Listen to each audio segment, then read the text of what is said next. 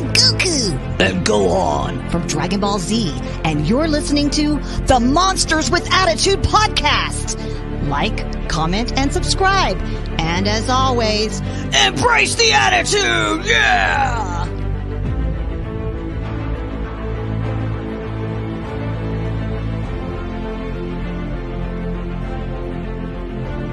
Hi, this is Alan Henry. I play King Kong and Scar King in the Monsterverse, and you're listening to the Monsters with Attitude podcast. So, like, comment, and subscribe, and remember, Embrace the attitude! Yeah!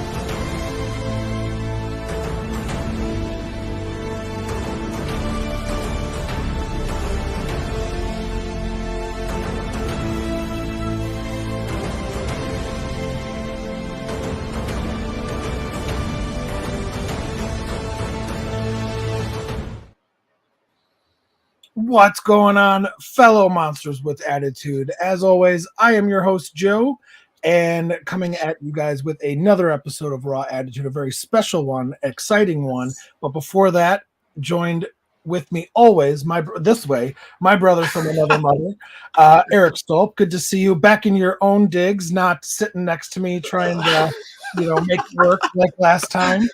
Yeah. I feel more comfortable here. I like my setup. I didn't like the little iPad that we had to do, unfortunately, because I was visiting and on vacation. So, but yeah, yes. It was still fun. It was a great interview with Jeff and everything. But yeah, I'm ready for more. Back at it after vacation time and everything, and back on the grind. So yeah, I'm excited for tonight's interview. I am too, and I'm not going to take long because I want to get into it. I know we have a lot of questions, but this man, in my opinion, for all of us, needs no introduction.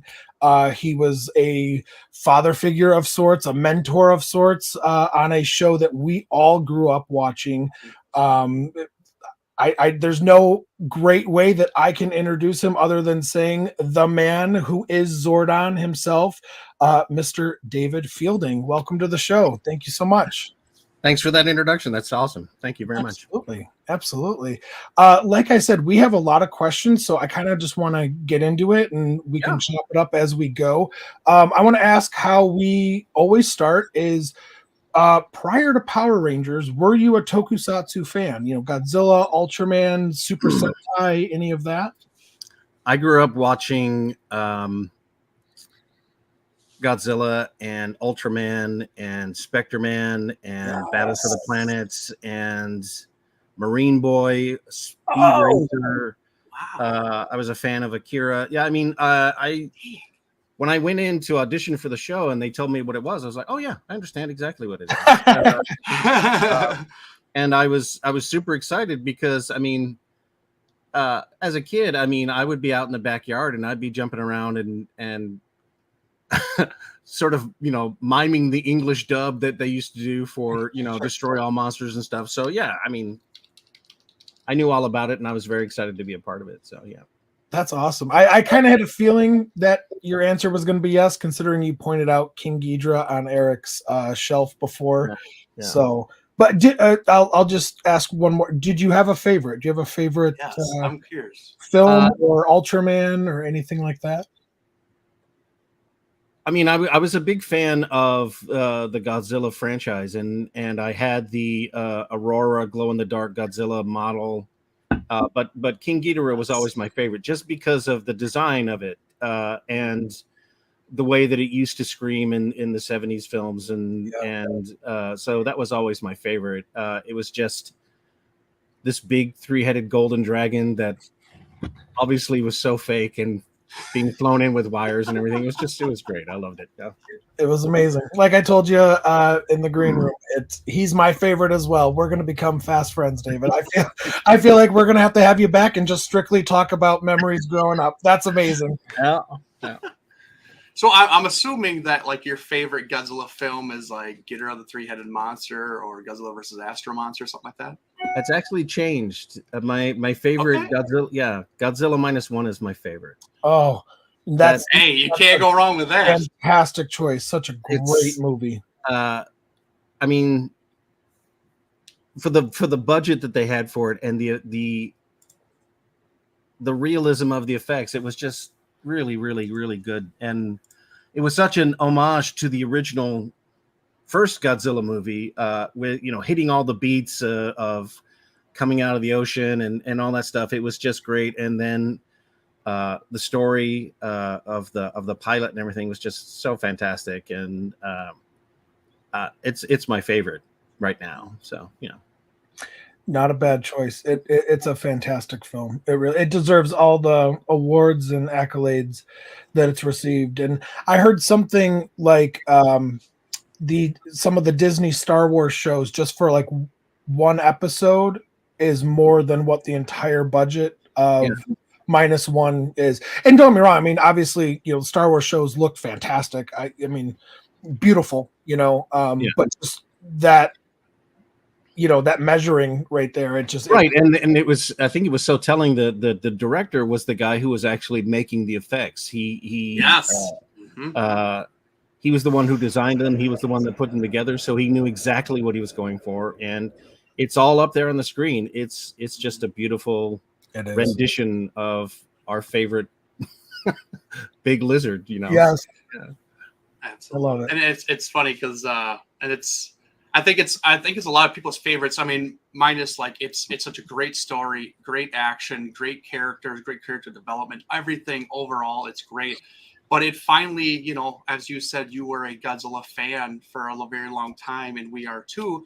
It's nice to know that this big giant radioactive lizard finally is being recognized by Hollywood and was actually awarded, the Academy Award finally. And after almost 70 years, we finally got one, and it just speaks volumes. Yeah, they kind of turn things on their head, because there's no real sort of like military response to the monster. It's all regular day Joes. They might have served in the army, but they were just all regular day people. Like, we got to save our homes. We got to do something about this. And then, putting together this like tissue paper and bubblegum plan to, it was, just great. So, yeah. Absolutely. Well, so, I don't know how you would categorize your role with Zordon. I would maybe acting or voice acting. I don't know, or both together. Like, how did you get into that kind of field? Well, I had gone to school for acting I had been in school for too long, almost a decade. I went to Southwest Texas State University for my undergrad, and then I went to the University of Pittsburgh for my graduate program. And then moved out to Los Angeles to see if I couldn't get into TV or the movies or whatever. And because I had made a number of friends at my undergrad, they had all moved out to California 3 years before I had. So when I got to California, I had a network of friends that were already familiar with the area, familiar with the routine about auditioning or working as a PA on a set and that sort of thing. And one of those friends was a lovely woman by the name of Stacy Fish. And she was actually working at Saban at the time, doing their sort of direct-to-video movies that they would do. And she called me up and said, hey, this was 2 months after I'd moved to LA. I got there in August, and I got a phone call in October saying, hey, we're wrapping up filming on this kids' TV pilot, and they need somebody. Do you want to come down and audition for it? And I was like, well, that's why I came to LA. And I went down there expecting to be in a cattle call with like 15,000 other guys. And I would go into a room and I would put my lines down on tape, and then I would go home and never hear anything again. But when I got down there, they told us, we're going to cast it tonight. There's only 2 of you. And then we're going to film it next week. Are you available? And I immediately knew that was unusual, or at least it seemed unusual to me at the time, because it was not the process that I had been told about, or had been educated to know. You'll go in on all these auditions and all this kind of stuff. So I knew that I had a very unique opportunity to do what I needed to do. And because I had been training, because I had been going to school, because I had been very familiar with stagecraft and creating a role, and was well versed in improv technique to be able to just do stuff on the fly, I was really ready to walk into that room and just sort of do it. And the two of us, he went to one corner with his lines and I went to another corner with my lines, and I could overhear him doing his take on the character, which to me sounded completely the wrong direction. He went a sort of mad scientist route with it and was like, Power Rangers. So I mean, right from the jump, when I was told what the character was, I mean, I was given very minimum background. It was like, he's a 10,000-year-old wizard. He's been trapped in a time warp. Go. And reading the lines and knowing that he was supposed to be this sort of guiding force for these heroes, I thought, well, I better make this guy sound like Zeus on Mount Olympus if I want to get their attention. So that's what I went in there with. And when I went into the room and met the director and the producers and the studio heads and the original cast that was there in the front, and I stood up on a table in front of them and I read the lines and I used the voice that we ended up using in the show. And that was that. That's amazing. I just have to quickly point out, there is the hue on your face. You are looking like Zordon right now, and I am like, I was like, oh my god, it's perfect. I am like, David, literally, I'm like reverting back to a 5-year-old kid watching you on the TV. It's Monsters with Attitude. Oh my god, I can die a happy man. Thank you, David. That's it, everybody. That's a wrap. And so you kind of walked us through how you got the role of Zordon. Did you know that day, or did they call you back in a few days and say, hey, yeah, I left the audition and they said, we'll let you know. And I said, okay. And then I went home, and then, like, in my memory of it, it was a couple of hours later. It was I had a graveyard shift job at the time. So when I went into audition, my memory of it was late afternoon in the evening, and I got home and I got a phone call about 8:30 in the evening saying, hey, congratulations, you got the part. This is the day we're going to shoot next week. Are you going to be there? And so that's how I got my first job. Wow. In LA. Acting job, yeah. Right. But so your initial question was it acting or was it voice acting? It was both. Because they did film me the one time, but then, much like the original Zoo Ranger footage, they just recycled that footage over and over for the life of the character.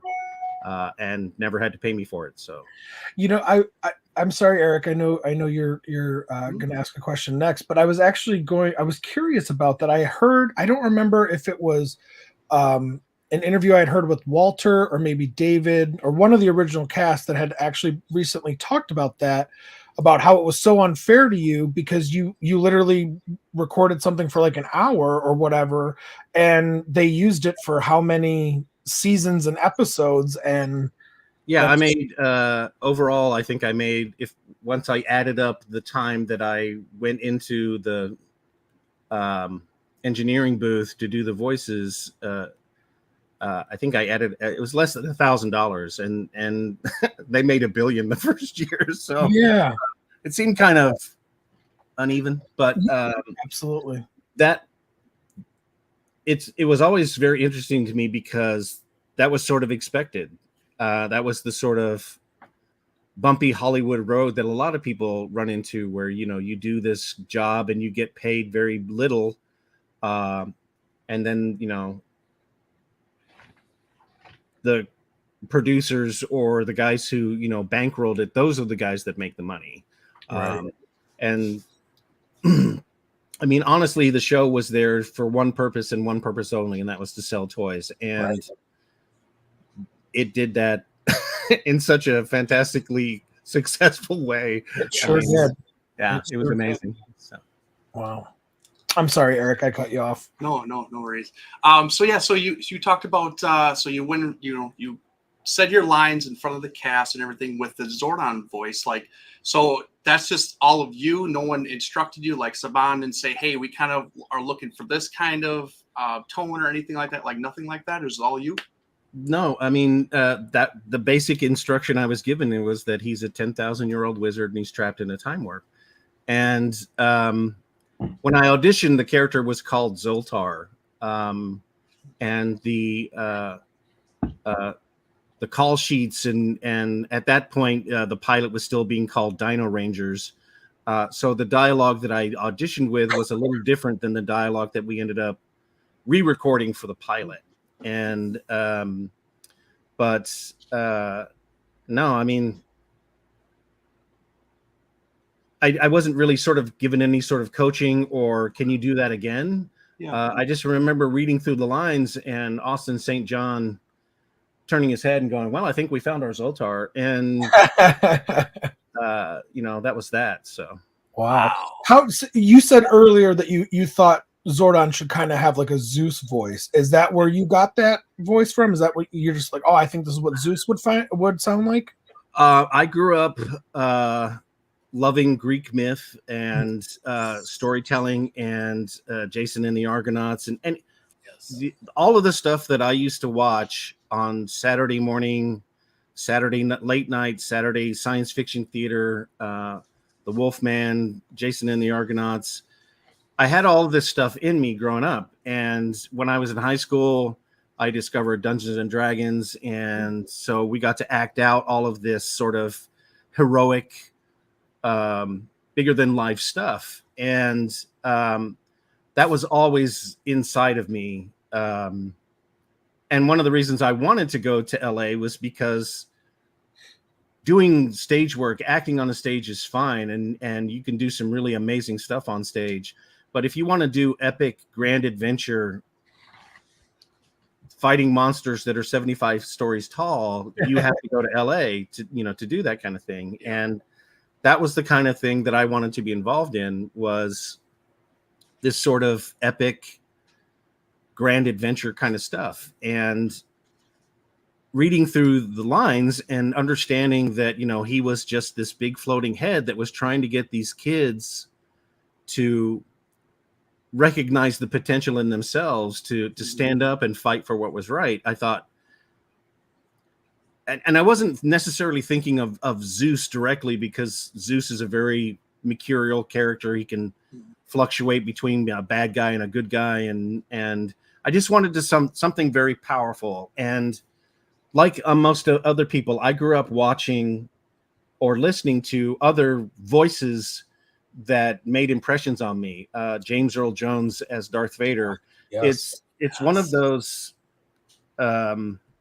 it sticks with you kind of thing. And I wanted that kind of quality for the character. It was that, and I knew that because of my training, I was going to hit the back wall. And that's what I did. We when the audition was held in sort of like this classroom auditorium, and people were all scattered in through the chairs. And I just remember, using this deep bass voice and trying to project it to the back.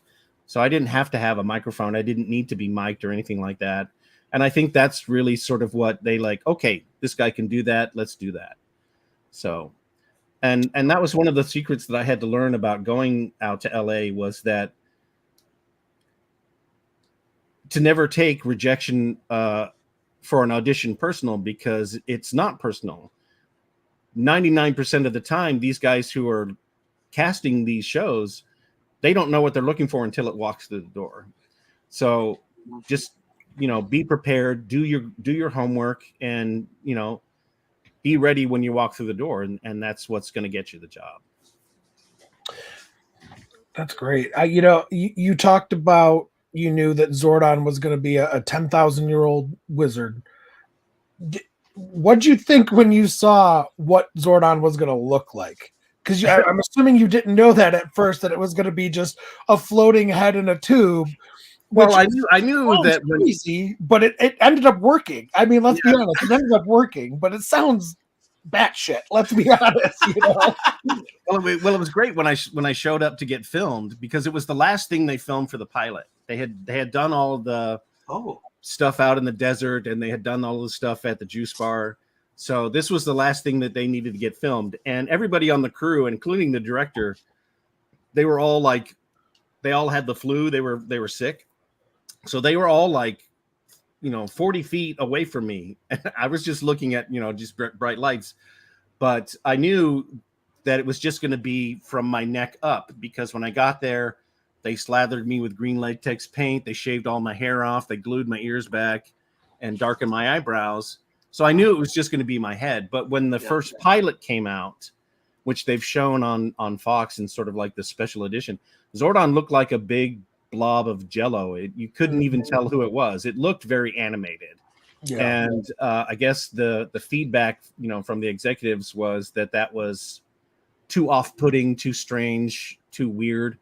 So I'm very glad that they cleared it up and you can actually see that it's my face, because that was awesome.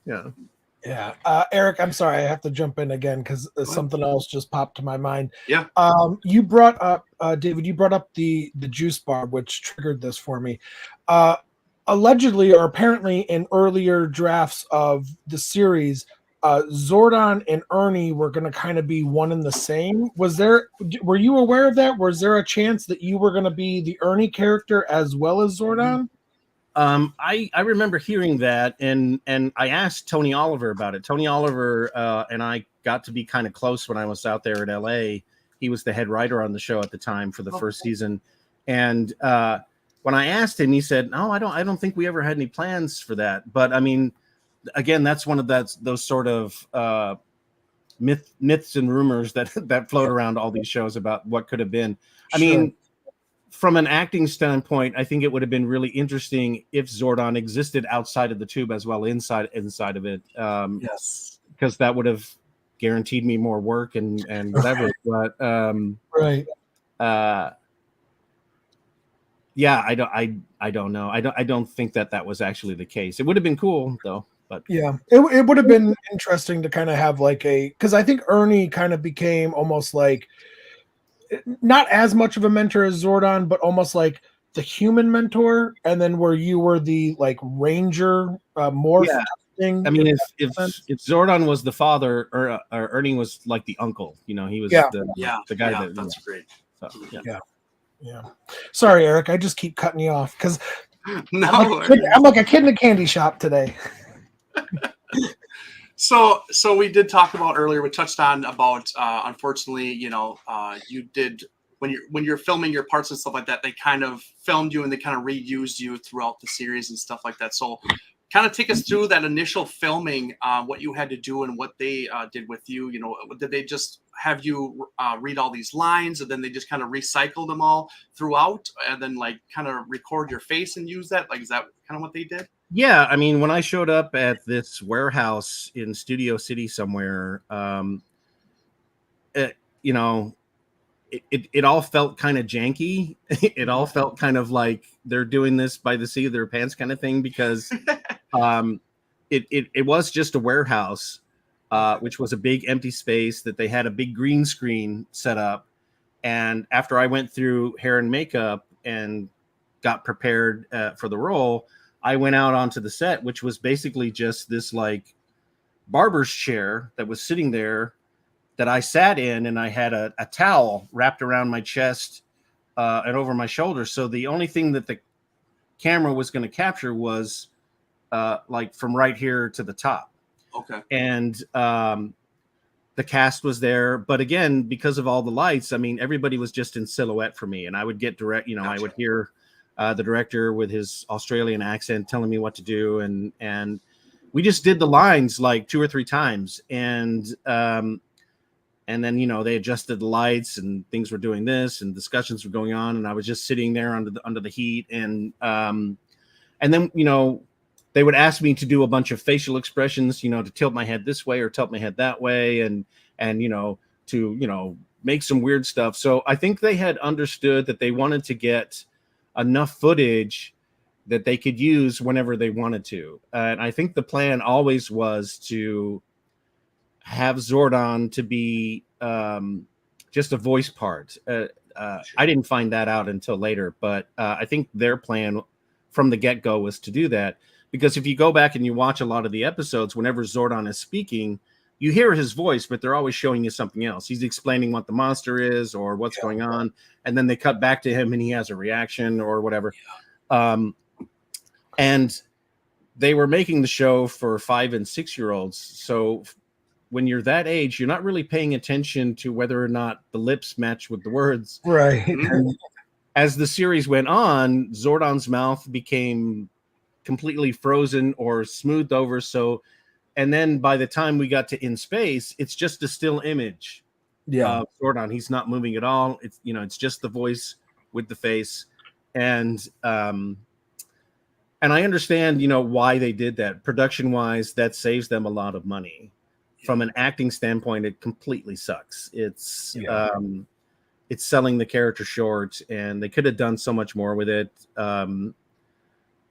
Because, you know, I don't know if you guys have ever read any of the Boom Studios comics that I'm a big fan of them. And that they did. I mean, the backstory for Zordon that they put in those is great. And as an actor, you're told or you're educated a lot about how to emote, how to show emotion, and that's what you're always there for, is to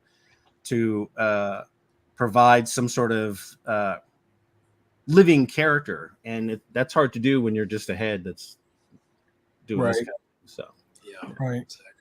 I love the Boom Studios. I'm like maybe 5 or 6 issues behind right now at the moment. Just my wife and I have been traveling and stuff, but yeah, it's great, and I love the backstory of Zordon and stuff. And I'm sad that they're ending, but hopefully something new will come. You said something that actually surprised me.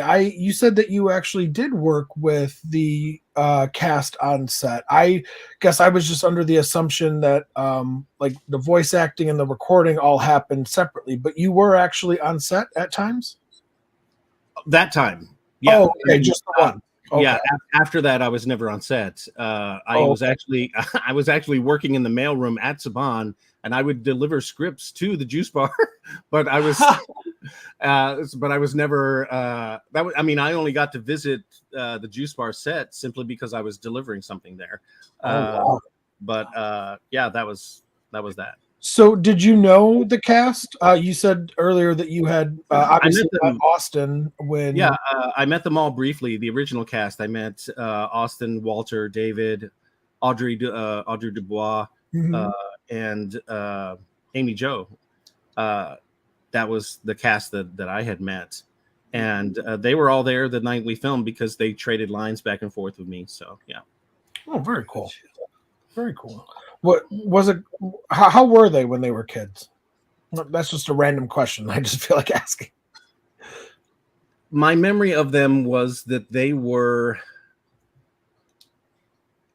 young. They were all very charismatic. They were all very you could see just by looking at them why they were picked. Yeah. They all looked well. They all looked good together. And when we filmed, I didn't really get an impression of them that much because, again, they were in the just silhouettes in the dark.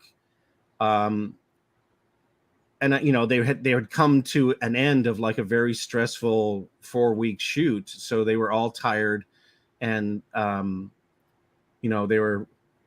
they were ready to wrap up and go home and get something to eat, that kind of thing. Sure. And then, that was just sort of like the precursor for what their lives were going to be like for the next year, because once the show got picked up, then those guys were doing 16-hour days, 6 days a week, and just killing it, day after day. Yeah. And I was really kind of jealous because that was the kind of experience that I wanted. I wanted to be on set. I wanted to see what was going on behind the scenes, to see, how all the camera angles were going to work, and just sort of like get an education that I didn't get. And unfortunately, I didn't get that experience. I was stuck in a recording booth,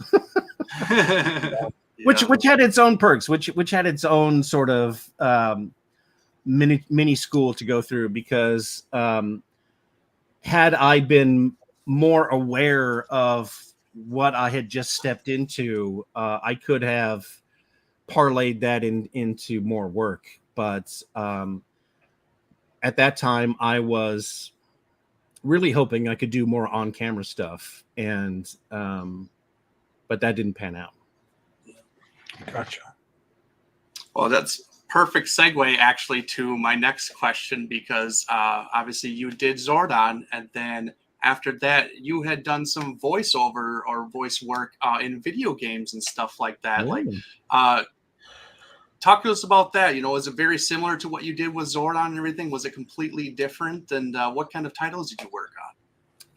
Well, I mean, in graduate school, when I was going to the University of Pittsburgh to get my master's degree, we were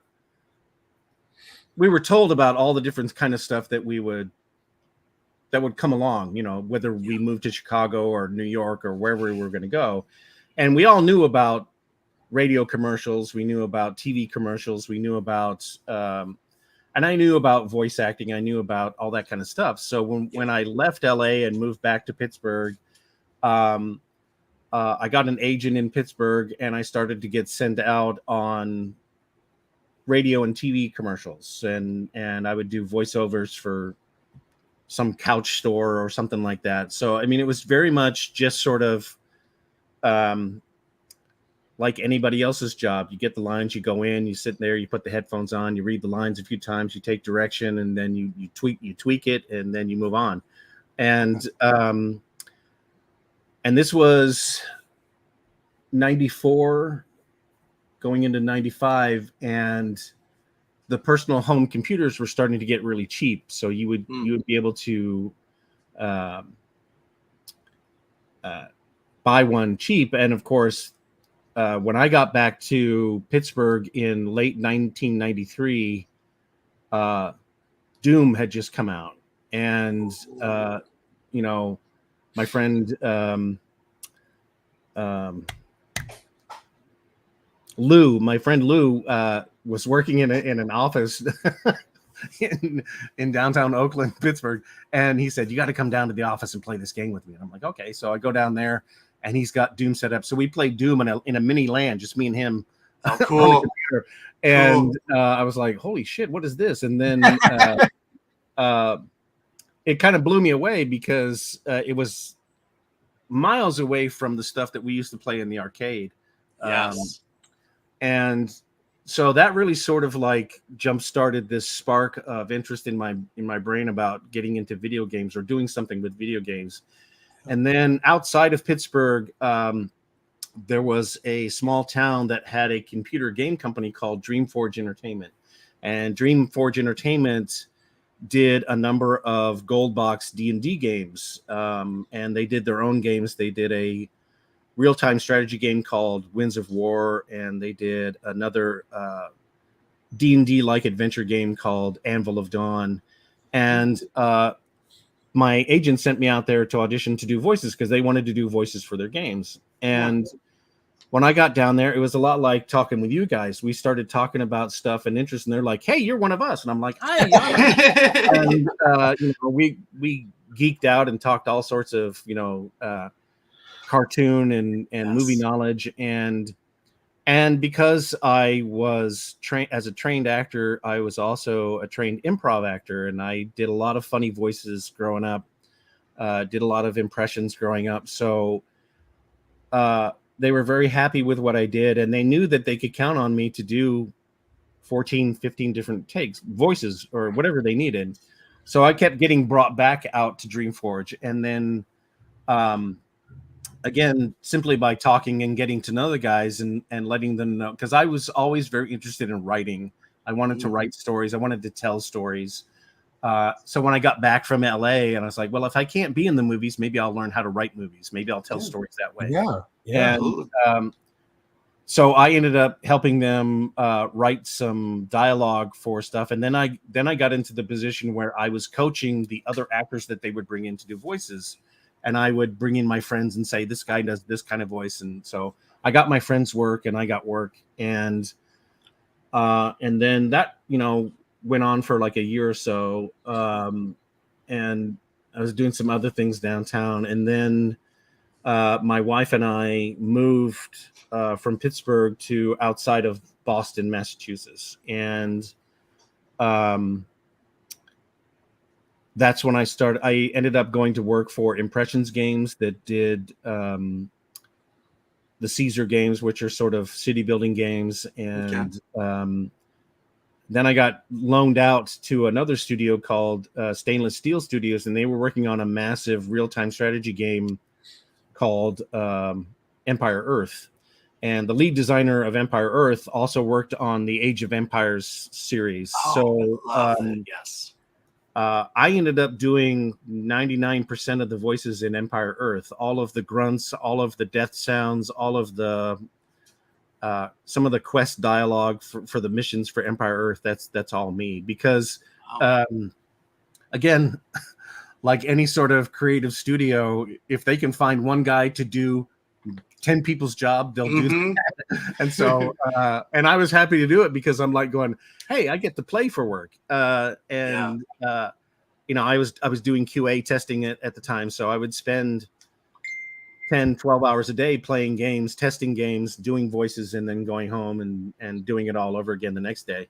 And we were actually in the office working when 9/11 happened, and that was that was a wild day. So yeah, because when I left, because everybody in Boston sort of fled, everybody left, but we stayed because we were in crunch mode and had to get the game out. And by the time that I left that evening to take the train north out of town, I mean, it was like walking through a ghost town. It was very strange. And of course, at that point in time, I was looking up at all the buildings and I'm going, is that a target?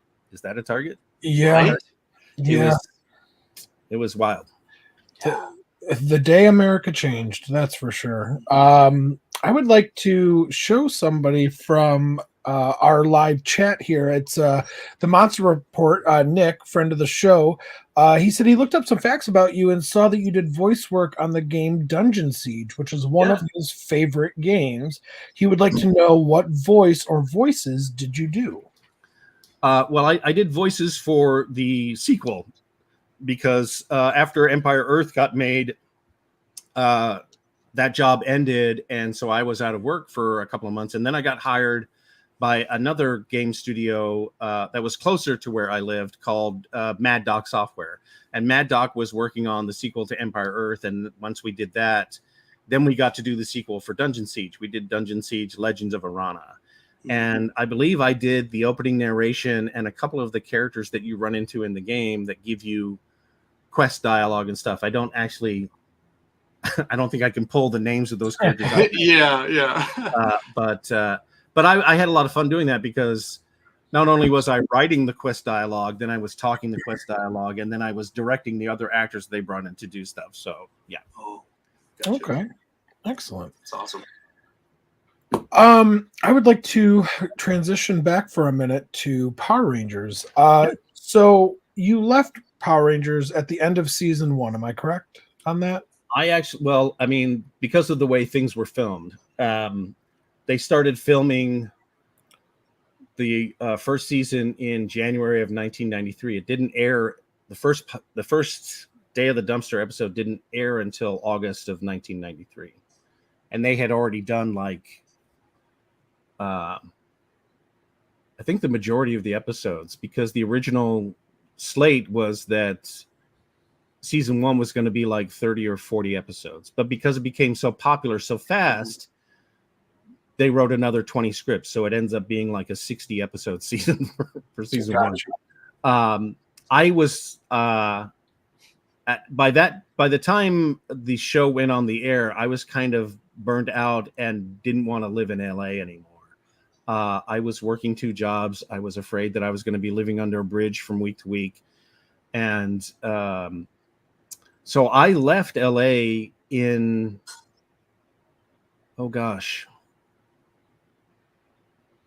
late September of 1993. So, I mean, they were still filming season 1 when I left. The last time they used my voice is episode 31. So halfway through the season, that's when the voice changed, but it's still my face. Yeah, right. Gotcha. Okay. Yeah, I was just curious because I wasn't sure if you had maybe walked out with Twee, Austin, and Walter. No. I found out about that later. No, oh, okay. No, I mean, it had nothing to do with the show. It had nothing to do with how I was treated or anything. I was just very unhappy living out there. I wasn't doing what I wanted to do when I was out there. I was just working to pay bills, and that, you know, and it became very clear to me early on after going to various numbers of agents and going through a number of other casting calls that I'm not a very tall guy, and my body shape has always been this is going to be so strange. I have a good friend from high school that told me that his mom thought that I was on Seinfeld, and it was like, how does she think that I'm on Seinfeld? She goes, yeah, she thought you were George, and I'm like, I look nothing like George. But, that was the sort of that's how I think the camera actually saw me, was that I was sort of like this character actor, this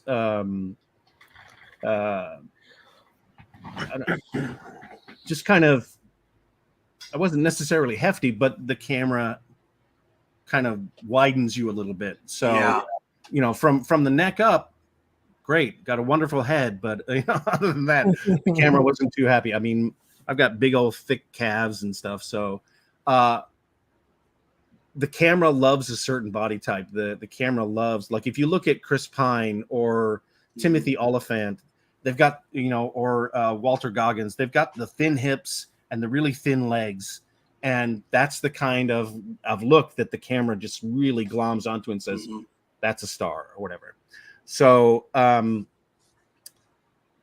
again, you know, I took that for what it was and said, okay, well, that's that. And because I knew that I was talented, I knew that I was good, I could do whatever I needed to do. From the beginning of me wanting to be an actor, I was always getting cast in one thing or another, because stage is completely different from film. And then I just started to really focus on, well, let me write stories rather than act them out for somebody else. So, yeah. Wow, that's awesome. So, so unfortunately, you know, for, you know, thinking of yourself, you know, and everything, and you really had to make that hard choice to step away from the show and everything, which, I mean, you know, kudos to you.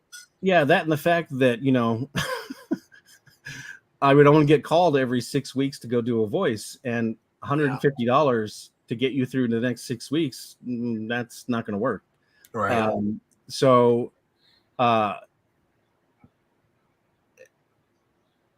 it was just one of those typical welcome to Hollywood kind of stories where you get cast in something that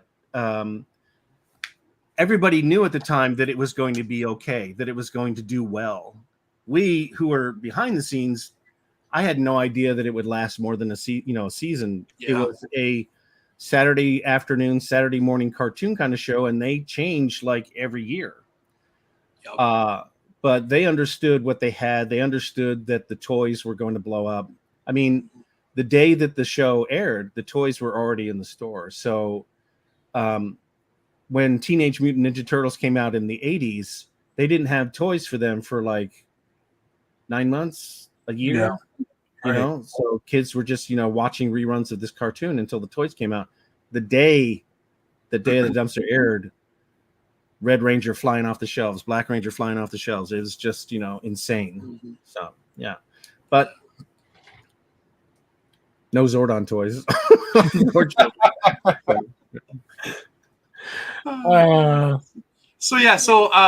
So you were the officially first Zordon and everything, and obviously, you know, it transitioned to other actors doing it later on, you know, and then into films and stuff like that.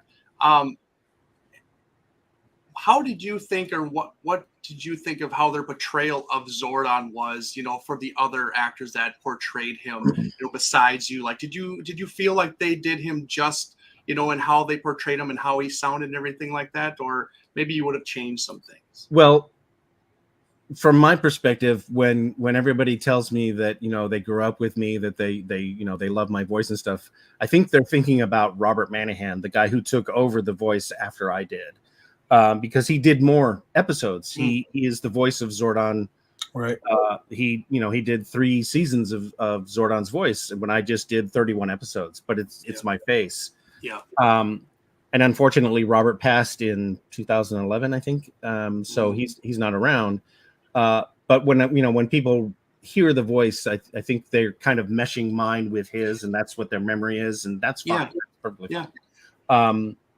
And then when they cast Bryan Cranston in the movie, in the 2017 movie, I thought, well, that's great. That's a 50% chance of me meeting him now. That's Bryan did voices on the original series. He did. He did Snizzard, the lizard or whatever.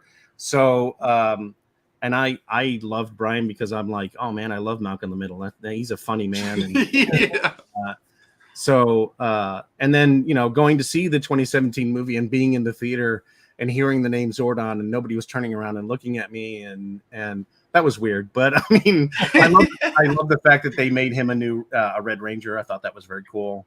That was very cool. And then it's my face in the Turbo movie, but it's not my voice. I don't know who they got to do the voice for that movie. But yeah, I mean, I think they've all done really well. What are your thoughts on them killing Zordon? In my opinion, this is it's probably one of the most iconic moments in Power Rangers is the death of Zordon. There's others for sure, but I think the death of the original kind of guardian, the original mentor of the Rangers was pretty iconic. Do you think that was a fitting end, and how'd you hear about that? So after I had left, I kind of forgot about the show and wasn't really paying attention to it. I was doing other things. And it wasn't until Facebook came along when I would start to get messages from people and like, hey, were you the guy that played Zordon on Power Rangers? And I'm like, yeah, whatever happened to that show? And then looked it up and found out what was going on. I was like, oh, okay. And I thought that when you look at the overall arc of the Zordon era, I think that was the best thing that they could do to sort of and at the time, I believe that was the bow that they were tying up because they weren't planning on creating any more episodes after that. They were just going to end it, and that was the final coda for the Power Rangers. And then they sold it to Disney and all that kind of stuff. But I thought it was handled really well. I thought it was very it's such a tough thing for Christopher Kamen Lee's character Andros to do, as far as they've been working so hard to try to rescue this guy, to bring him back and to reestablish the character, and then to have Zordon ask basically request do this. It's it's the only way we're going to solve this problem. Yeah. I mean, I thought it was handled very well, very, very tastefully done. And again, as a kid, you watch something like that and it's impactful. You remember that kind of thing. And because I remember the same kind of things, watching the same kind of things, and as growing up and seeing similar situations in other movies and being like, no, you can't do that. And but I was always of the opinion that because Zordon was trapped in a time warp, that his connection to this plane, that's what was severed. All of the great energy in the tube is what cleared out all the evil in the universe. Zordon himself is in another dimension somewhere. He's still alive, technically. They just have to go find him. And I think that that's the kind of thing that they were going for in the anniversary special last year when Billy was so certain that Zordon was out there. And then of course they bring back Rita. right. I love that sounds morbid. I loved the death of Zordon scene. It was just because of, I think it was very well done and it was powerful. My only caveat to it, and I've said this on some of our other shows, is the only thing that I think would have made it more powerful is I think it needed to be either Austin or JDF that did that, because Austin was the guy you picked as the original, or Jason was the guy you picked as the original leader, and then Tommy became the leader. So to me, it should have been one of those two. My favorite was always Jason, so I'm going to lean that way and say that I think it should have been him, just because he was the original leader that we had seen. That's the only thing that I think would have made it just even a little bit better, is if that original cast was there. And I've heard rumors or people say that in an original draft that I don't know if you've ever seen the Countdown to Destruction episodes, but they were actually supposed to show up, but not in Ranger form. But that's the only thing I think could have made it better, is if it was Jason or Tommy that did that. Yeah, it would have been interesting, because one of my favorite moments in the whole series is from the first episode, and that's when the kids show up at the command center for the first time, and Zordon tells them what's going on and gives them the morphers and talks about the power coins and stuff. And then, of course, Kimberly's like, I'm out of here. And, do the whole teenager thing, and they leave. Yeah. There's a real brief moment, it's a real quick thing of Jason is standing there staring up at Zordon, and, they've got eye contact with one another. And you can see in Jason's thought process, we should do this. Yeah. This is a moment. I should seize this moment. And that to me is sort of like a hallmark of why Jason is a hero, is because he makes the choice. I want to do this. Yeah. And that would have been a great echo moment, in the Countdown to Destruction, if he was the one that was like, Andros, I got this. I can do this. Yeah. That would have been great. Yeah. Absolutely. I could go on. David, we're going to have you back and just have a deep dive of just, I was thinking this and that. Just Well, as a storyteller, it's always fun to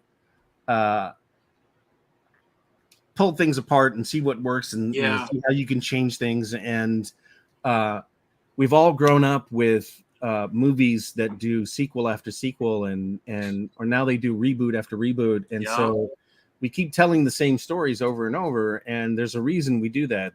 There's a deep emotional and psychological need to see characters or the heroes that rise and stand, and I think that's important. So absolutely. So you kind of touched on it briefly when we were just talking, that maybe you didn't really keep up with the franchise after you left and everything like that. Was there any series, anything after you left that you actually did watch or keep up with, or did you watch the very last season, Cosmic Fury, Dino Fury at all? Like, did you watch any of that? No. I was not even aware that it was still happening. It was I was so out of my purview. I was all about video games and doing this thing, and it was just a very interesting story that I could tell people at parties. Oh yeah, I was on this kids' television show, Power Rangers, and they're like, oh yeah, I think I remember that. And it wasn't until 2011 when I got invited to Tekashokon in Pittsburgh that I sat on a stage in front of an audience full of people, and I went, holy crap. This is kind of a big deal. And that's the first time I saw that my face had been tattooed on somebody, and that there were, T-shirts and other things. And it was just like, wow, this is much bigger than I thought. That's got to be a surreal moment. Seeing someone have a tattoo of your face on their body. Somebody you don't know too. Yeah, I mean, I've seen it close to a dozen times now. So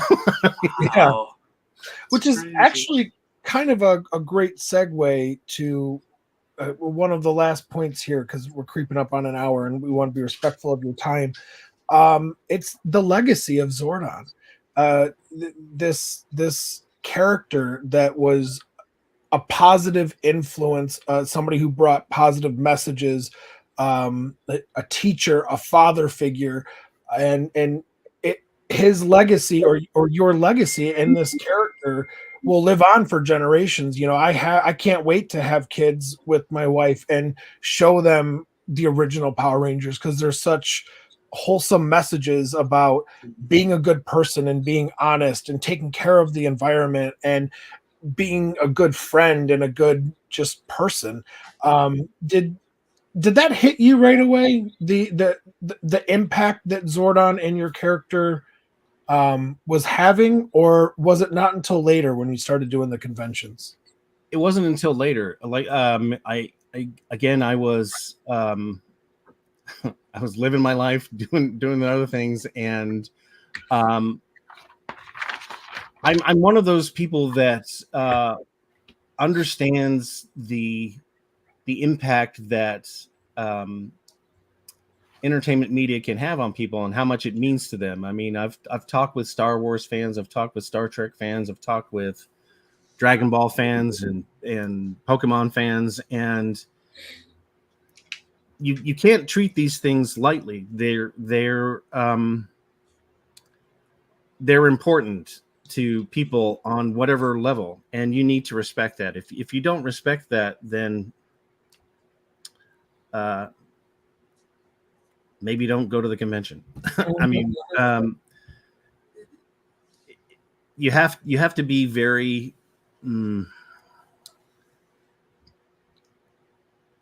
I'm an empathetic person, so it's very hard for me to.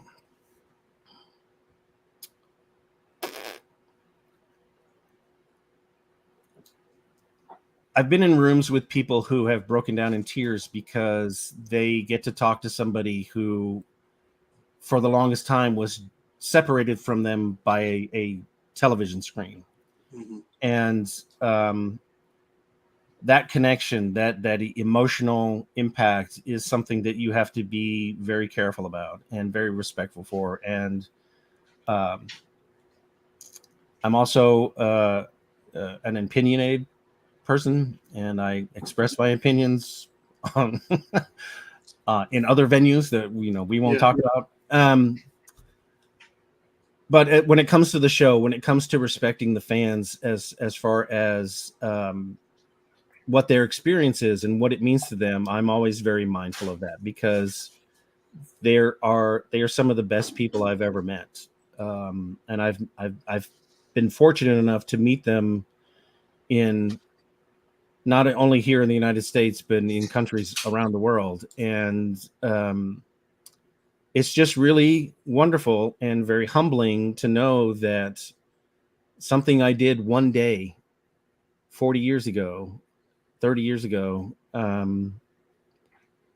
still resonates, still impacts somebody, and still in some ways is a guidepost to them to say, you're my friend, I need to stand by you, and we'll get through this together. And that to me that's important. So yeah, that learning about that from going to conventions and listening to other people's experience about what the show means to them, that was a very wonderful education, and I'm very fortunate to have gone through that. So, and I get to come on podcasts like this and talk about it. So yeah. So well said. I mean, I think we could speak for Joe and me, and other fans that you were definitely one of them. Like, a lot of people, maybe families don't have the father figures and everything in their unfortunately, but like, if they watch the show, like, they could definitely see you and resonate as a father figure, because you were teaching, I mean, the kids on the show, but I mean, you were obviously voicing the lessons that you were portraying to them, resonating through the screen. Yeah, and little boys and girls too. I think that's all due to the writers, the producers and the writers of the show, because they understood that they were trying to sell toys, but it was also a chance for them to put a little lesson in here and say, hey, when your buddy falls down, you pick him up, and then you help him do what needs to be done. And so And those are the kind of things when you learn at 5 and 6 and 7 years old, they stick with you, you know. So, and there have been so many people, so many fans of the show that have gone on to be in service industries. They become EMTs, they become doctors, they become nurses, they join the armed forces and stuff. And so that to me is the legacy that I think is important. It's the toys are great, the posters are fantastic, but I think it's the legacy of taking what you learned and then making it a reality in your life. That's what it's all about. Absolutely. Well said. Well, yeah, like Joe said, you know, we are creeping up on that hour mark, and we don't want to keep you too long. So is there any other projects that you're working on currently? I know you're a writer and you do write things and everything, and obviously we've talked about you voice acting in video games. Is there anything else going on, you know, outside of Power Rangers? Well, currently at the moment, I'm running a Shadow Dark campaign, so I'm writing every day on that. Yeah, nice. I need to get back and finish my 4th book in the Lincoln Bright series, but other than that, no. I mean, that's it. Any convention appearances you want to plug, or anything? Want to tell anybody where to follow you on socials or anything of that nature? Yeah, sure. I mean, you can follow me on Instagram and Twitter, and I'm on TikTok if you want to go there. I'm going to be at Power Morphicon in Pasadena next month in California. And then in September, I'm at Hamilton Comic-Con, and there's another one, but I can't remember the name of it. But yeah, I mean, and hopefully more conventions later on. So you're going to laugh. David, before you go, could I get a May the Power Protect You? Monsters with attitude. May the power protect you. Oh my God! I can die a happy man. David, it was an absolute pleasure to talk to you. Thank you for being so generous with your time and coming on here. We would love to have you back if you're interested, but it would be our honor again. Thank you again, and thank you to all the listeners. Everybody, check out David's socials and see where he will be, and maybe at a convention near you, and you guys can go and say hi. So with that, Eric, anything else? No, just thank you so much. You just gave me goosebumps all around my body for that. Like, good Lord, I can't believe it. So yes, just thank you, and you know, good fortunes to whatever you do in the future and your projects and everything. And thanks. Hopefully we can talk to you again here soon. Yeah, I'm sure there's always new kaiju stuff coming out. So yes, there is. Yes. All right, with that, it'll do it. David, thank you again. Everybody, take care of yourselves and each other. And until next time, remember, embrace the attitude. Embrace the attitude. Bye-bye. Bye, everybody.